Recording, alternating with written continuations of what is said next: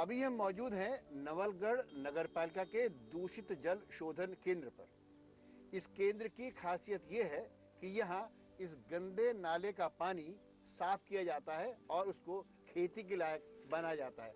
आइए देखते हैं क्या फर्क है इस गंदे नाले के पानी में और उससे शोधित किए हुए पानी में। मेरे दोनों हाथों में 2 गिलास पानी के हैं। एक ये गंदे पानी का गिलास है और दूसरा साफ पानी का गिलास है। ये जो साफ पानी है, इसी गंदे पानी को साफ करके इस शोधन केंद्र से साफ करके तैयार किया गया है।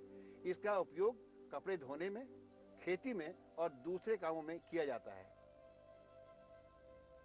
जैविक खेती को प्रोत्साहित करने के साथ ही झुंझुनू जिले के नवलगढ़ क्षेत्र में महिला स्वयं सहायता समूह, सांझा चूल्हा और सौर लालटेन जैसे सामुदायिक कार्यों का संचालन भी किया जा रहा है।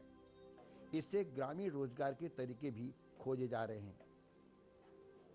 स्वयं सहायता समूह के माध्यम से हम ऐसी महिलाएं जो बीपीएल हैं उनको उनका ग्रुप बना के और आपस में वो एक इकट्ठा पैसा करती हैं और उस पैसे से आपस में वो इंटरलोन करती हैं। तो अब करीब 125 के आसपास ऐसे स्वयं सहायता समूह चल रहे हैं। तो उसी के लिए एक प्रयास है सौर लालटेन का कि उसमें हम एक ऐसे हैंडीकैप्ड व्यक्ति का चयन करते हैं जिसके पास कोई रोजगार का साधन नहीं है और वो सारा जो सोलर सिस्टम है वो हम देते हैं। एक सोलर पैनल है, उसके अंदर 25 लालटेन होती हैं। उन 25 लालटेन को वो किराए पर चलाता है और उसके माध्यम से वो कुछ आमदनी हर महीने अर्जित करता है। जो गरीब महिलाएं हैं, जो बीपीएल हैं, जो खेतीहीन हैं, जिनके पास खेत भी नहीं है और ईंधन भी नहीं है, तो उन महिलाओं को रोजगार के लिए कुछ उसके माध्यम से रोजगार मिल जाए। उसमें क्या है, हमने क्या किया कि 4 महिलाओं का एक समूह बनाया, उसमें एक प्रमुख बनाई है और वो 3 महिलाएं उस महिला के यहाँ आके खाना बनाती हैं और वो तीनों महिलाएं उस खाने का कुछ न कुछ पैसा उसको देती हैं। तो उसके माध्यम से उन महिलाओं को माना 10 रुपये वो देती हैं रोज के, तो 3 महिलाओं का ऐसे महीने का 900 रुपये होता है और करीब 300-400 रुपये उस महिला की बचत हो जाती है जो उस प्रमुख है उस साझा रसोई की। क्योंकि उससे फ़ायदा क्या है कि जो महिलाएं जो वहाँ खाना बनाने आती हैं तो उनको ईंधन के लिए उनका समय है, कई घंटे उनको ईंधन बीनने में लगते हैं, कहीं जंगल में जाती हैं ईंधन लाती हैं, कहीं खेत में जाती हैं, तो वो समय उनका बच जाता है।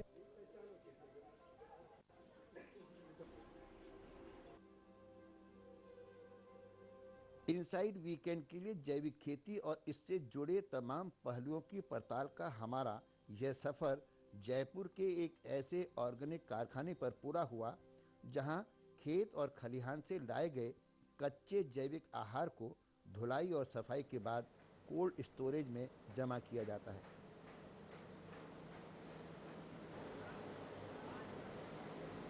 समय और ज़रूरत के हिसाब से इस कच्चे माल को कई मशीनी प्रक्रियाओं से गुजारते हुए इसकी पैकेजिंग की जाती है। यहीं से ये जैविक उत्पाद पहले बाजार में, फिर आपके घरों तक पहुंचते हैं। इनसाइड वीकेंड के इस एपिसोड में हमने जानने की कोशिश की जैविक खेती के विविध पहलुओं को। हमने यह भी जाना कि क्यों जरूरी है जैविक खेती, क्यों जरूरी है जैविक फूड और कैसे पहुंचता है जैविक फूड खेत से खलिहान और खलिहान से घर तक। जैविक खेती और जैविक फूड की पड़ताल को लेकर शुरू किया गया इनसाइट का यह सफर अब यहीं पे होता है पूरा। इसके साथ ही मुझे मेरे सहयोगी कैमरामैन रंजन दास और ऑडियो एग्जीक्यूटिव रवि शर्मा के साथ दीजिए इजाजत। नमस्कार।